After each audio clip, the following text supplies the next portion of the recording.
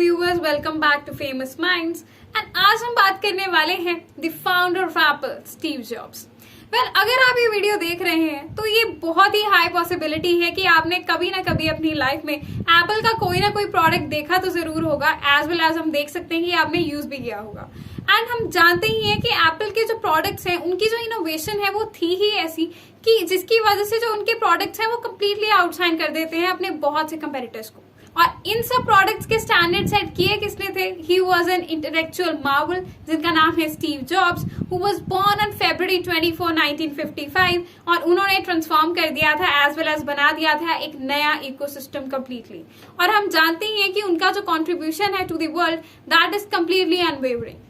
अब जॉब्स जो है इन्होंने फाउंड किया था एप्पल को इन 1976 और इन्हें फोर्स आउट कर दिया गया था अपनी ही कंपनी से इन 1985, लेकिन वो रिटर्न करते हैं in the company as a CEO in 1996। तो आप देख सकते हैं कि कितना टुमल्टुअस रहा है इनका करियर। एंड इसी के बाद हम देखते हैं कि he continue to be the face of his brand until his death from an neuroendocrine disorder in 2011। उन्हें एक न्यूरोएंडोक्राइन कैंसर था जिनकी वजह से उनकी डेथ हो जाती है उसके एक डेकेड बाद। इसी से हम देखें तो जब जॉब्स उस कंपनी में नहीं थे तो उस टाइम पे जो उनकी टेक्नोलॉजी थी, जो मॉडर्न लुक की, वो कम्प्लीटली डिफरेंट थी, जो कि मॉडर्न वर्ल्ड को चाहिए थी। और जो मैन जो थे उस मशीन के बिहाइंड वो कम्प्लीटली एक फैसिनेटिंगली कॉम्प्लेक्स फिगर थी। तो हम देखते हैं कि जो स्टीव जॉब्स हैं उन्होंने कैसे वो अचीव किया, जो बहुत से लोग करना चाहते हैं लेकिन उनके पास वो रास्ता नहीं होता। और आज हम उन्हीं की लाइफ से बहुत सारे इंपॉर्टेंट फैक्ट्स जानेंगे जो शायद आप नहीं जानते होंगे। So stay tuned for that till the end. And Steve jobs की बात करते हैं कि वो एक पब्लिक फिगर तो रहे हैं, पर क्या आप जानते हैं कि वो पब्लिक फिगर तो थे लेकिन उन्होंने जो अपनी पर्सनल लाइफ है उन्हें लोगों से छुपाने के लिए हर वो एफर्ट किया जो पॉसिबल था। ही वॉज एन अडॉप्टेड चाइल्ड और वो जो अपने बायोलॉजिकल फादर हैं अब्दुल फताह जंदाली, वो जो एक सीरियन इमिग्रेंट थे, वो उनके साथ अपने कोई भी पर्सनल रिलेशन जो है उन्हें हमेशा मीडिया में डिनाई करते रहे। उनकी अपनी बेटी लीसा, उसका भी पेरेंटहुड जो है वो डिनाई करते रहते हैं काफी सालों तक।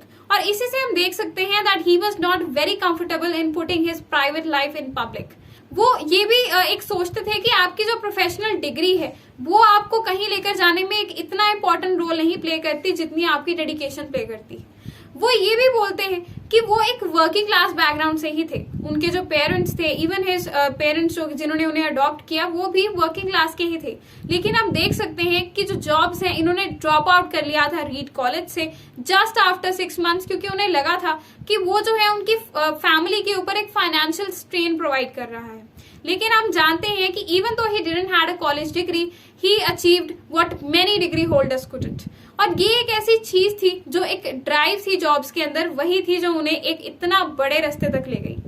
और हम देख सकते हैं कि इसके बाद एक क्या इंपॉर्टेंट फैक्ट था, वो था कि स्टीव जॉब्स जो है वो अपने सिग्नेचर, जो आपने उनको टर्टल नेक में देखा होगा उनके बहुत से इंटरव्यूज के दौरान, वो पहनना तब शुरू किया था क्योंकि उनके एम्प्लॉयज नहीं चाहते थे कि वो एक कंपनी यूनिफॉर्म पहने। और ये भी एक काफी इंपॉर्टेंट स्टोरी है जो कि जॉब्स की लाइफ से एसोसिएटेड है।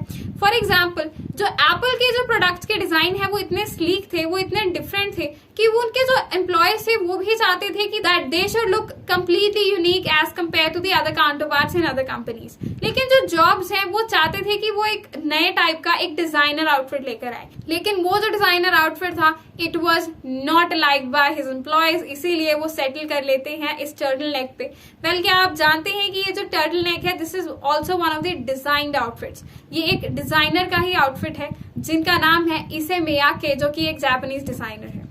इसके साथ ही हम देखते हैं कि स्टीव जॉब का जो अर्लीस्ट कंप्यूटर था उसे रिसेंटली ऑक्शन किया गया था for nearly $50,000। Yes, you are hearing it right. ये बहुत ही हार्ड टू बिलीव है कि 1976 का एक कंप्यूटर उसे इतनी महंगी प्राइस पे बेचा गया जस्ट बिकॉज क्योंकि उसके ओनर थे स्टीव जॉब्स।